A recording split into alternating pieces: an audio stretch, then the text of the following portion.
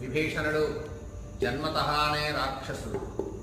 అటువంటి విభీషణుణ్ణి తీసుకొచ్చి మన సైన్యంలో చేర్చుకోవటం వల్ల మనకి చాలా ప్రమాదం ఉంటుంది అని అంగదుడు మాట్లాడటం జరిగింది శ్రీరాముడితో.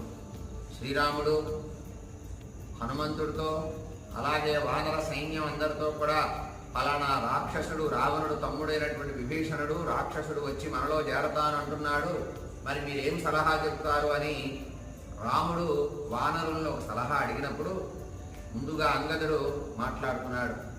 తీసుకురావద్దయ్యా, మనలో చేర్చవద్దు, ఎందుకంటే స్వతహాగానే రాక్షసుడు గనక నమ్మదగినటువంటి వాడు కాడు, మాయలు ఉన్నటువంటి వాళ్ళు అతనికి విశ్వాస పాత్రత మనం ఇవ్వవద్దు అని అంగదుడు చెప్పాడు రాముడికి.